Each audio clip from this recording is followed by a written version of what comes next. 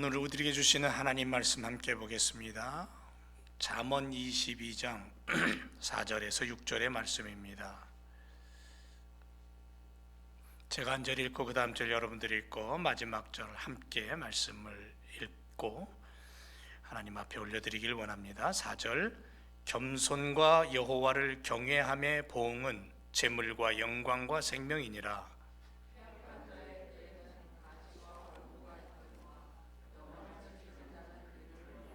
다 같이 마땅히 행할 길을 아이에게 가르치라. 그리하면 늙어도 그것을 떠나지 아니하리라. 아멘. 잘 지내셨습니까?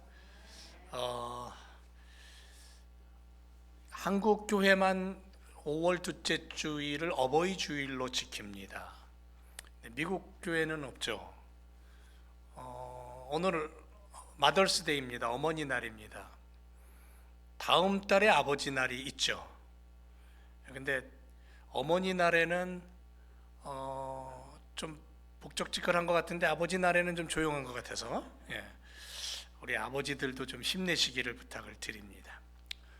오늘 어버이 주일을 맞이해서 말씀의 제목은 늙어서도 떠나지 않게 하소서입니다. 늙어서도 떠나지 않기를 소원하는 마음으로, 기도하는 마음으로 함께 말씀 안에 들어가기를 원합니다. 지난 주일 손흥민 아시죠? 레스터 시티와의 경기가 있었습니다. 남자분들이야 축구 좋아하시니까는 아마 경기를 봤을 것 같은데요. 두 번째 골을 터뜨리고 나서 세레모니를 했는데 좀 다른 모습으로 세레모니를 했어요. 잠깐 지나갔습니다. 왜 저러지? 늘상 하던 걸로 안 하고 그랬더니 양손을 입으로 막고 두 얼굴에다가 하트를 그리면서 세레머니를 잠깐 했는데 알고 보니까 손흥민의 팬이었던 라일리라는 한 아이와의 약속을 지키기 위해서였다고 합니다. 영국 ITV 보도에 의하면 올해 5살입니다. 근데 이 아이는 출산 예정일보다 3개월 먼저 태어났습니다. 당시 의료진들은 너무 조선아라서 살지 모르겠다, 그리고 산다 할지라도 걷지 못할 것이다, 이런 진단을 내렸습니다. 그런데 이 아이와 부모는 굉장히 강한 분이었던 것 같아요. 아이를 걷게 하기 위해서 엄마 아빠는 미국까지 와서 아주 특별한 큰 수술을 했고 재활을 했습니다. 그 과정이 우리는 그냥 이렇게 이야기하고 넘어가지만 그 부모에게는 얼마나 안타깝고 애절하고 그러면서도 온 정성과 사랑을 쏟는 시간이었을까. 아마 헌신적인 사랑이 그 아이에게 쏟아 부어졌을 겁니다. 그렇게 돌보고 그렇게 양육해서 이 아이가 조금씩 걸음마를 하기 시작합니다. 지금 현재도 보조기구를 차고 걸음마를 연습합니다. 축구공만 하나를 차려면은 벼르다가 겨우 툭 건들고는 뒤로 넘어집니다. 그런데 이 아이의 즐거움이 뭐냐 하면 자기가 좋아하는 토트넘 팀의 유니폼을 입고 공놀이 하는 거예요. 그 이야기가 알려지면서 토트넘 구단에서 이제 선수들을 보내고 격려하고 손흥민이 이제 약속을 하고 골을 넣고 그 세레모니를 한 겁니다. 어버이 주일날 제가 왜 이 이야기를 먼저 드리냐면 부모의 헌신을 얘기하려고 그러는 거예요. 부모의 헌신. 걸음마를 떼기까지 지금도 마음대로 걷지 못하는 그 아이를 엄마 아빠는 헌신적으로 돌보고 노력하는 거죠. 저희 손주 아이가 은율이가 병원에 1년 동안 누워 있으면서 중환자실에서 심장 이식 수술을 하기까지 그 아이 부모들의 헌신과 그 아픔과 그 노력을 생생하고 기억하기 때문에 이런 이야기를 할 때면 정말 그 모습이 어떤가 하는 것을 가슴에 정말 깊이 와닿습니다.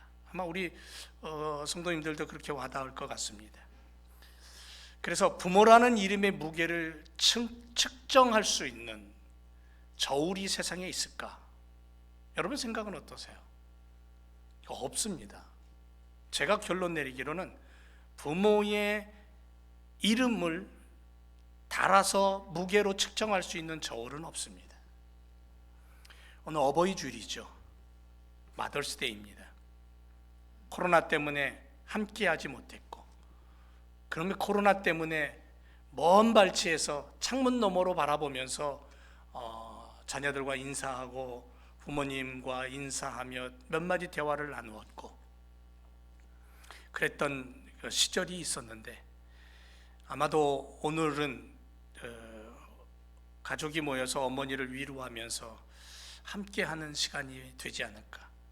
아마도 오늘 식당, 이 주변의 식당들이 가득 차지 않을까라는 생각을 해봅니다. 지난주 어린이 주일을 보냈습니다. 우리 자녀들을 달리다쿰의 기적을 가진 자녀로 양육하자 말씀드렸고요. 오병이어의 손길로 나눔과 베품을 가지고 세상을 끌어안을 수 있는 그런 진실된 자녀로 양육하자고 말씀을 드렸습니다. 오늘은 우리 부모님들에 대해서, 그리고 부모 되었음에도 불구하고 아직 부모님을 생각하고 부모님의 은혜를 기억하는 자녀된 입장에서 우리 한번 부모와 자녀의 입장을 생각하며 말씀 안에서 함께 은혜를 누리기를 원합니다. 오늘 새벽에 한국으로 출발하는 우리 집사님 네 분이 있었어요. 아마 지금쯤 공항 안에, 게이트 안에 있을 것 같은데요. 물론 여러 가지 건강 체크업 문제나 여러 가지 스케줄이 있겠지만 우선순위가 어머님을 뵙는 겁니다. 노년에 계신. 오늘 새벽에도 마치고는 한국과 통화하면서 어머니를 이렇게 만나는 그런 분들도 계셨고요. 저는 며칠 전 영상으로 아버님을 배웠습니다. 90이 다 돼 가시는 분인데 음식이 몸으로 받지를 않는데요. 우리는 조금 안 먹으면 배가 고픈데 나이 먹으면 그런가 봅니다. 음식이 몸에 받지 않는 거예요. 입에 땡기지 않는 거예요. 그래서 그런지 야윈 모습이었습니다. 마스크를 쓰고 계셨지만 아버님의 눈빛은 안타까움이었고요. 손을 내저으는데 뭔가 만지고 싶고 또 만나서 느끼고 싶고 안아보고 싶은 그 마음이 제 마음에 이렇게 아픔으로 다가왔습니다. 우리 성도님들도 저와 같은 마음으로 부모님들을 생각하고 계시지 않을까라는 생각을 해봅니다. 멀리 계시든지 또는 가까이 계시든지, 아니면 오래전에 먼저 세상을 떠나셔서 주님 품에 계시든지, 어떤 경우든지 우리는 부모님을 생각할 때면 가슴이 뭉클해지고 마음이 좀 짠해지는 것을 느끼게 됩니다. 부모가 되어 자식을 키웁니다. 시집장가 보냅니다. 세월이 흘러서 검은 머리가 흰 머리로 하나둘 바뀌며 늘어갈 때면 부모라는 이름의 무게가 얼마나 참 무거운가 하는 것을 새삼스럽게 자꾸 느끼게 됩니다. 여러분, 이스라엘 백성들을 한번 볼까요? 이스라엘 백성과 하나님은 한 집안이었습니다. 쉽게 얘기하면 부모와 자녀 관계였습니다. 그런데 그들이 나라가 망합니다. 완전히 다 파괴됐습니다. 예루살렘, 그 위대한 예루살렘 성전은 돌 위에 돌 하나도 남지 않습니다. 다윗의 영화를 누렸던 나라고 솔로몬의 부귀 영화를 누렸던 나라입니다. 그런데 지금 그들은 바벨론의 포로로 끌려갑니다. 제대로 된 옷 하나 입지 못하고 맨발로 거의 벌거벗은 모습으로 고통 속에 포로가 되어 끌려갔습니다. 믿기지 않았습니다. 그래서 그들은 하루 종일 중노동에 시달리다가 돌아오면 저녁을 먹는 둥 마는 둥, 누가 뭐라 그러지 않아도, 누가 모여라 그러지 않아도 마을 한 중앙에 모여서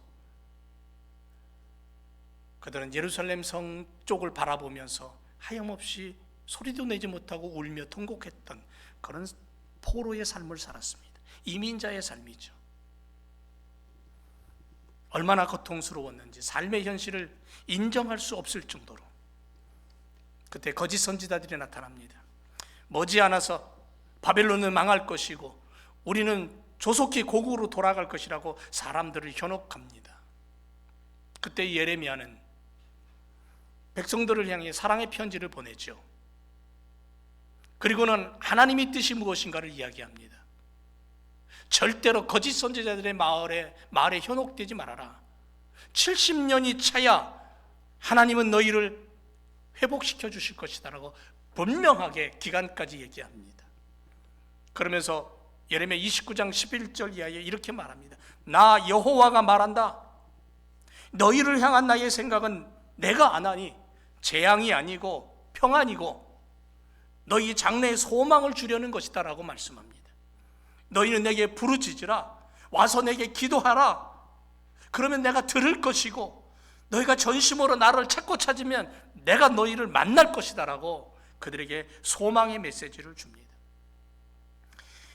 하나님은 이스라엘 백성들의 아비였어요. 전지전능하신 그 하나님은 그들을 사랑하는 부모였어요. 비록 그들이 싫다고 배은망덕한 짓을 하고 배반을 하고 거짓을 담고 진실을 버리고 예배를 버리고 우상을 섬길 때에 하나님은 그들을 깨닫게 하기 위해서 이방 나라의 종이 되게 하고 고통을 겪게 하셨지만 여전히 그들의 아비였어요. 여전히 그들의 하나님이셨다라는 거죠. 그래서 떠나지 않으셨던 거예요. 그들의 고통 속에 함께 하시며 그 고통을 당신도 느끼셨던 거예요. 당하셨던 거예요.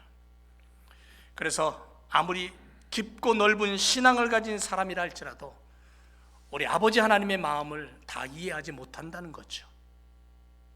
아무리 부모가 되고 머리가 휘어져서 죽을 날이 다가오는 사람이라 할지라도 자기 부모, 아비와 어미의 마음을 100% 다 이해 못한다는 겁니다.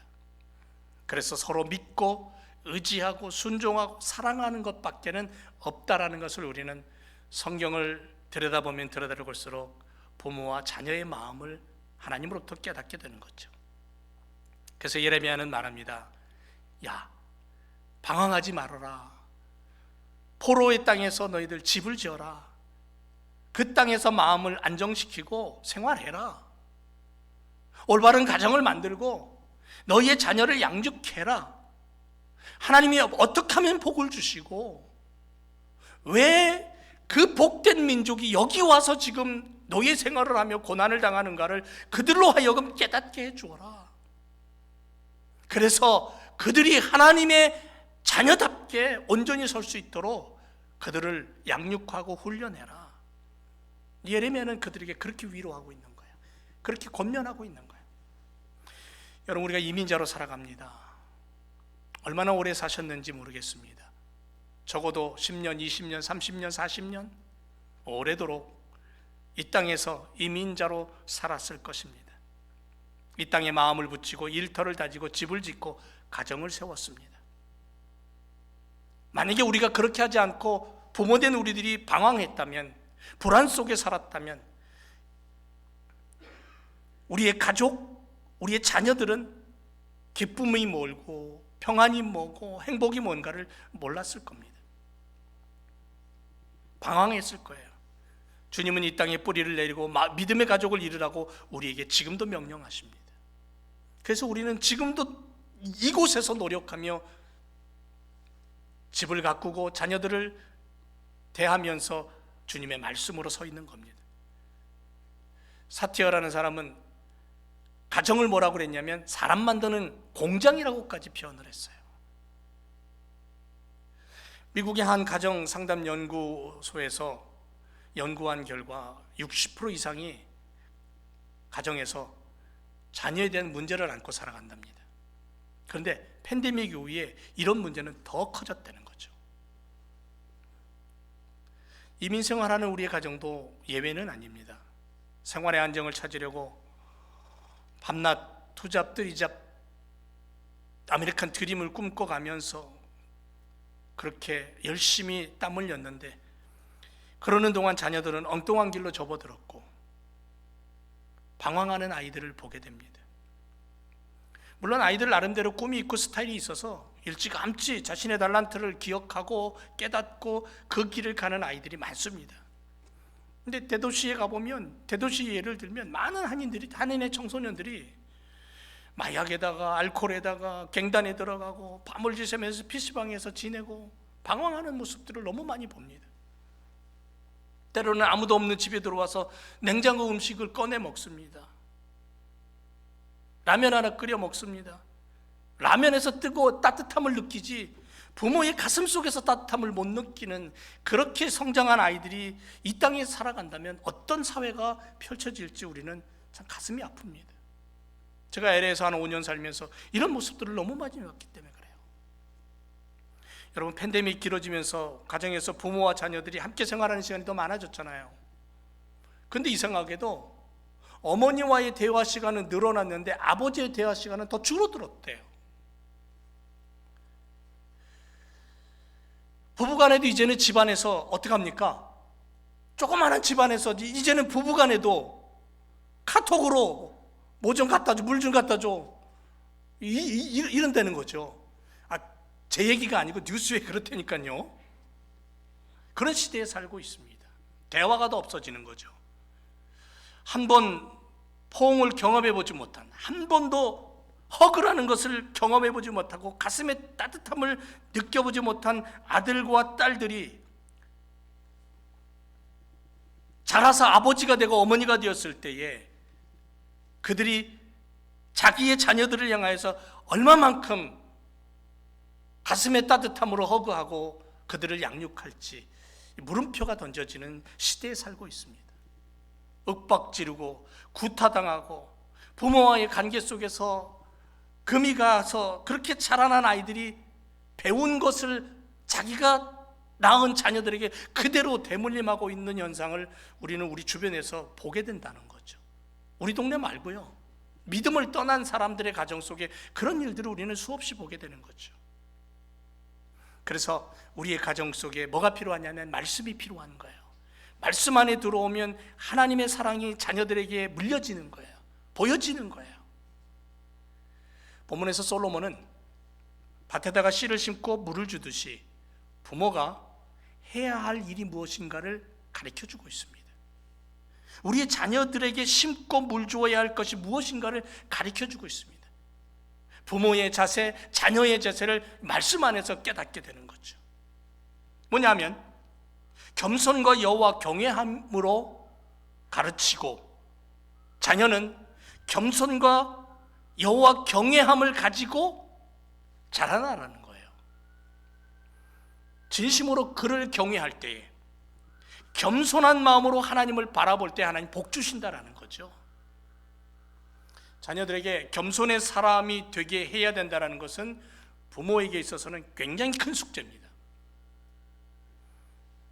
자녀들은 부모의 마음을 알아차리고 말씀 안에서 그것을 내 안에 담는 연습을 어렸을 때부터 해야 된다는 거죠. 훈련이에요. 아들과 딸들에게 하나님의 경외함을 가르치라는 거죠. 여기 보응하신다 그랬어요. 겸손과 여호와 경외함의 보응은 그랬습니다. 보응이라는 게 무슨 뜻이냐면요, 갚아주신다는 거예요. 그대로 갚아주겠다, 반드시 내가 보상해 주겠다, 이 뜻입니다. 그러니까는 부모된 입장에서 자녀를 하나님을 온전히 경외하고 예비할 수 있는 자로, 하나님과 함께 겸손의 삶을 살아갈 수 있는 자로 그렇게 양육하면 하나님이 그 다음에 보상해 주신다는 거예요. 자녀들이 부모의 가르침대로 그 말씀을 받아서 성장해 간다면 그 자녀에게 하나님 보상해 주신다는 거죠. 그런데 그 보상이 어떻게 나와 있냐면 그 다음 절에 보니까 재물과 영광과 생명이라고 나와 있어요. 재물과 영광과 생명. 근데 보세요, 원어에 가서 보니까 재물과 영광은 단수형입니다. 그런데 생명은 복수형으로 쓰여 있어요. 이 얘기는 뭐냐면 건강하고 왕성한 생명력으로 활기 있게 살아가면서 주어진 사명을 효과적으로 수행할 수 있는 그야말로 완전한 삶, 완전한 삶을 살도록 하나님이 인도해 가신다는 거예요. 복 주신다는 거예요. 하나님을 의뢰하는 겸손한 자가 재물과 영광은 물론이고 아주 풍성한 생명력을 가진 건강하고 성공적인 그런 인생을, 그런 삶을 살아가도록 하나님이 축복하고 하나님이 끌고 가시겠다는 거예요. 얼마나 놀라운 축복입니까? 이것이 믿음으로 하나님께 나아가 기도하는 부모의 마음이라는 거죠. 이게 내 마음이 돼야 되는 거예요. 자녀를 하나님 앞에 올려드리며 기도할 때 그 마음이, 부모의 마음이 이런 마음이어야 된다는 거죠. 나의 아들과 딸들이 이렇게 복된 인생을 살아가기를 소망하는 것이 부모의 간절한 기대이며 꿈이라는 거예요. 그래서 자녀들은 이러한 마음을 가슴에 담고 멋지게 자라날 수 있도록 자녀들은 또 그런 마음으로 다짐을 해야 되겠죠. 여러분, 그 다음 5절에서 이렇게 말씀합니다. 하나님 없는 인생의 길과 겸손이 무엇인가? 하나님 없는 인생의 길, 겸손이 없는 인생의 길은 뭐냐? 그건 패역한 길이다라는 거죠. 그래서 5절에서 패역한 자의 길을 얘기합니다. 패역한 자의 길의 결과는 뭐냐면 가시와 올무다. 패역하다라는 것은요, 구부러졌다라는 거예요. 구부러졌다, 휘었다라는 겁니다. 삐딱해졌다라는 거예요. 왜곡됐다라는 거예요. 그 얘기는 뭐냐면 사악한 성품으로 만들어져 버렸다, 굳어버렸다라는 거예요. 도자기를, 그릇을 만들 때에 진흙으로 만들어 가지고는 구워서 나왔는데 삐뚤어져 있으면요 다시는 못 고치잖아요. 그럼 어떻게 해요? 도공은 깨트려 버려요. 그것처럼 패역하다라는 것은 구부러지고 완전히 왜곡되어 버렸다라는 거예요. 성경에서 가시는 종종 장애 혹은 고통을 의미합니다. 찌르는 고통을 의미합니다. 올무는 덫을 얘기합니다. 그 길에 가시와 올무가 있다? 이 이야기는 뭐냐면 새나 짐승이 덫에 걸려서 갑작스럽게 사로잡히는 것처럼 그의 인생에 갑작스러운 어두움과 멸망과 고통이 찾아온다는 거예요. 패역한 자의 길에는 가시와 올무가 기다리고 있다라고 얘기하는 거예요. 결국 하나님을 거역하고 겸손과 하나님을 향한 경배가 없다면, 말씀이 없다면 삐뚤어진 길로 가는 그런 사악한 삶을 살 수밖에 없는 세상의 구조라는 거예요. 어둠의 구조라는 거죠. 고통이 찾아온다는 거예요. 따라서 하나님을 경외함을 겸손 가운데 실천하기를 바라는 그 자녀들을 하나님 앞에 올려드리며 기도하며 그들을 그렇게 양육하는 부모가 되어야 될 것이고, 부모의 입장에서 또 그 말씀을 그대로 받아서 하나님 앞에 온전히 축복을 누릴 수 있는 자녀로 나를 만들어가는 그런 자녀된 삶이 필요하다는 거죠. 하나님을 사랑하는 부모가 놓지 못하고 죽는 순간까지 간구하는 기도의 내용이 바로 이 내용이에요. 하나님, 우리의 자녀들을, 나의 아들과 딸을 겸손과 여호와 경외함으로 하나님 붙잡아 주옵소서. 다윗이 솔로몬에게 요구했던 게 바로 이거예요.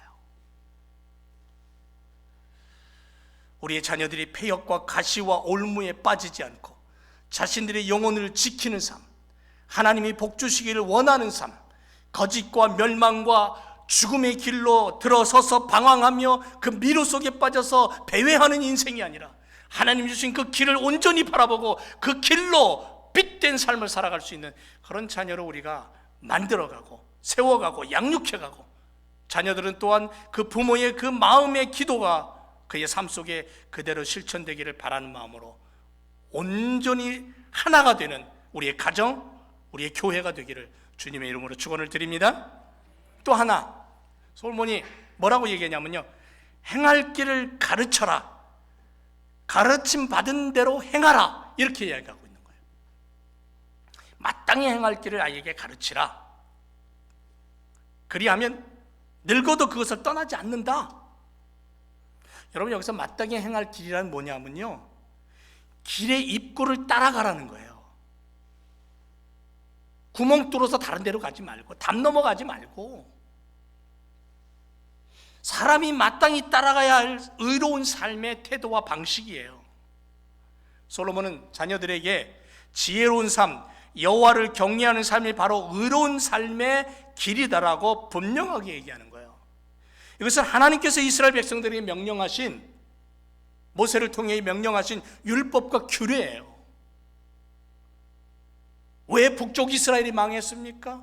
왜 남쪽 유다가 망해서 그 영화와 부귀를 누렸던 통일 왕국 이스라엘이 사라졌습니까?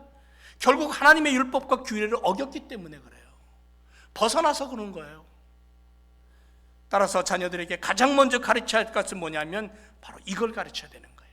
마땅히 행할 길이 무엇인가를 가르쳐줘야 돼요. 사람에겐 두 가지 길이 있다고 합니다. 선한 길, 의로운 길, 그것은 하나님의 길, 믿음의 길. 또 하나는 악한 길, 죄인의 길, 사악한 자의 길, 멸망의 길, 죽음의 길. 하나님께서 인간의 길을 모두 감찰하고 계셔요. 왜? 우리 머리카락이 몇 개인지까지 세신 바 되신 분이에요. 내 흰머리카락이 몇 개고 검은 게 몇 개인지까지 아시는 분이에요. 내 신음소리까지도 들으시고 아시는 분이 전능하신 내 아버지 하나님이셔요. 그러므로 여호와께서 인간으로 하여금 자기의 길, 곧 죄를 버리고 어둠을 버리고 하나님의 길, 선한 길, 의로운 길, 십자가의 길을 가기를 하나님은 지금도 원하고 계셔요. 따라서 부모된 우리는 자녀들에게 이 길이 너의 살 길이다, 그 길의 방법은 성경에 있다, 너의 인생의 답은 성경 안에 있다, 말씀 안에 있다, 그렇게 가르쳐야 될 의무가 있다는 거죠. 근데 우리 자녀들 잘 안 들어요. 머리가 크면 더 안 들어요. 그래서 지금부터 많은 기도가 필요해요. 기도하고 또 기도하고. 어거스틴 어머니 모니카는 죽는 순간까지 자녀를 위해서, 아들을 위해서 기도했어요. 하나님은 결국 그 기도를 외면하지 않으시잖아요.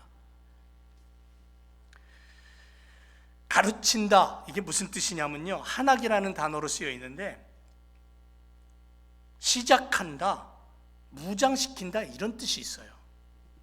우리 아이들을 가르친다는 것은 새로운 인생을 위해서 기초를 쌓는 거예요. 기초를 쌓고 그 아이를 무장시키는 거예요. 여러분, 이 세상 살아갈 때에 뭔가 준비되지 않고 무장하지 않으면 금방 넘어져 버리고 뺏겨버리고 고통당해요. 그래서 무장시키는 거예요. 영적으로 무장시키고 지적으로 무장시키고 육체적으로도 무장시켜서 당당하게 이 땅에서 살아갈 수 있도록. 이 세상 살아가는 동안에 얼마나 많은 문제들이 발생합니까? 얼마나 많은 어려움과 난관들이 있습니까? 더군다나 이민자예요. 소수민족이에요. 그럼에도 불구하고 그런 어려움, 그런 아픔들이 올 때에 갈등 속에 묻혀서 고통당하는 아이들이 아니라 여호와 하나님을 붙잡고 의지하고 말씀 안에서 길을 찾아서 당당히 갈 수 있는 그런 무장한 자녀들, 준비된 자녀들로 우리가 기도하면서 키워야 된다는 거죠. 그게 부모의 책임이고, 자녀는 그 부모의 마음을 알아서 그렇게 자기가 자기 스스로를 훈련해 갈 수 있는 자녀가 되어야 된다는 거죠. 그래야 할 때 승리가 우리 가운데, 우리 자녀들 가운데 있는 거예요. 여러분, 한나 보세요. 자녀가 없는데 그렇게 소원하면서 기도하다가 자녀 하나 얻었어요. 그 자녀가 사무엘 아닙니까? 한 3, 4년 정성스럽게 잘 양육했어요. 정말 말씀으로 잘 양육해서 젖될 때쯤 되었을 때, 한 서너 살 정도 됐을 때 그 아이를 성전에 바치잖아요. 그리고는 끝입니까? 아니잖아요. 매년 새로운 옷을 해다가 주고 계속 기도하고 끊임없이 최선을 다하는 엄마의 모습, 그것을 통해서 이스라엘 역사에 가장 위대한 선지자 사무엘이 등장하는 거예요. 하나님께서 주신 지혜와 여호와를 향한 경외는 인간을 사망의 그늘에서 벗어나게 한다는 거죠. 이걸 어렸을 때부터 체득할 수 있도록 훈련해야 된다는 거예요. 여러분, 우리 옛말에 그런 말이 있죠. 3살 버릇 8까지 간다. 또 다른 말 있죠. 바늘도둑 소도둑 된다.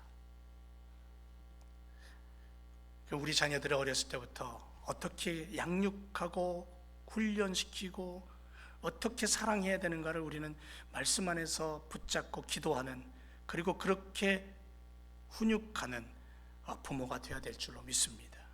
유대인에 보면요, 쇠마가 있어요. 들으라에 들으라. 말씀을 가지고 그들이 듣게끔 하라는 거예요.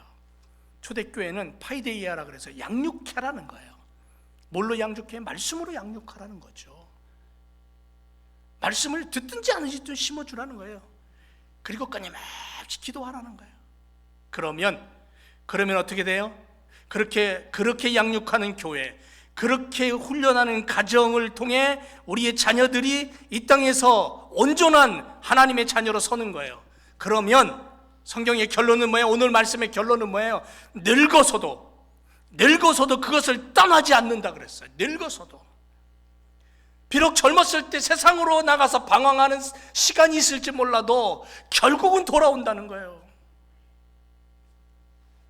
그리고 신실한 신앙의 삶을 평생을 살며 생의 마지막까지 붙잡고 달리는 게 뭐냐면 말씀이라는 거예요. 하나님의 사랑이라는 거예요. 부모의 사랑이라는 거죠. 어버이 주일을 맞이하는 우리들, 하나님께서 맡기신 우리의 자녀들을 이 사회와 인류 앞에 책임 있는 신앙인은 사회인으로, 신앙인으로 성장하도록 기도하고 돌보고 사랑의 훈육과 함께 그 책임을 다하는 우리 부모들이 되어야 될 줄로 믿습니다. 그리고 자녀된 성도들은 말씀에 기초해서 부모의 그 기도와 말씀과 눈물을 가슴에 담고 마땅히 행할 길을 쫓아가며 자녀로서의 모습이 나중에 머지않아 부모가 될 때에 그 부모의 모습으로 이어질 수 있도록 그런 신앙의 올바른 삶을 우리가 살아야 될 줄로 믿습니다. 에베소 6장 1절에 자녀들아 너희 부모를 주 안에서 순종하라 그랬어요. 이것이 옳다. 내 아버지와 어머니를 공경하라. 이것이 약속 있는 첫 계명이니 이는 내가 땅에서 잘 되고 장수하리라 그랬습니다. 어버이 주일, 마더스데이, 오늘만 자식하지 마시고요, 오늘만 마더스데이 하지 마시고요, 오늘만 맘 놓고 걱정하지 말자, 그런 얘기하지 마세요. 내 생명 다하는 날까지 부모로서 자녀로서 염려하고 사랑하고 아끼고 돌보고 함께 손을 붙잡고, 우리 믿음의 교회가 믿음의 가정이잖아요. 부모와 자녀가 함께 어우러지는 곳이잖아요. 그렇게 함께 손을 잡고 주님 오시는 그날까지, 주님 나라 들어가는 그날까지 그렇게 우리가 믿음으로 달려가기를 주님의 이름으로 축원을 드립니다.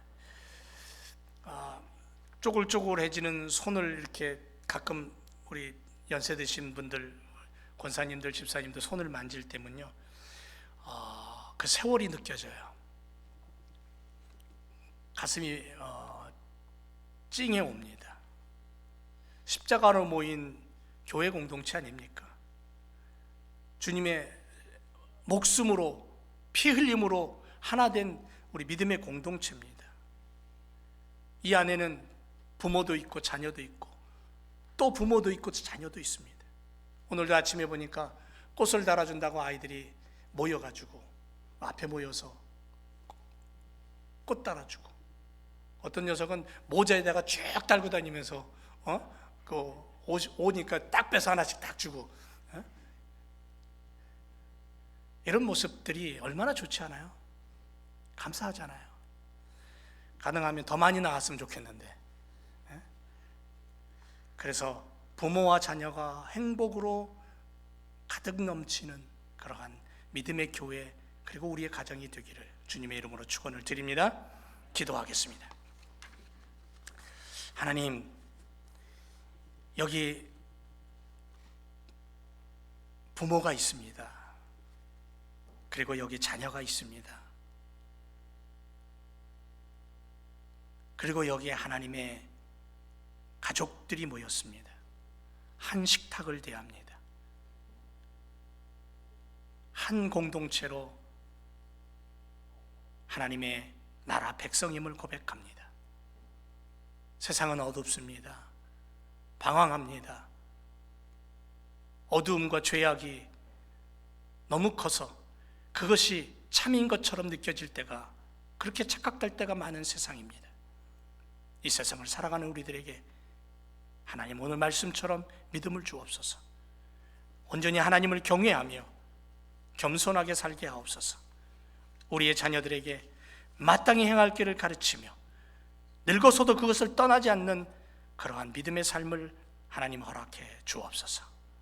그래서 하나님이 기뻐하시는 소중한 교회와 가정으로 우리를 축복해 주옵소서. 감사드리며 예수 그리스도의 이름으로 기도합니다.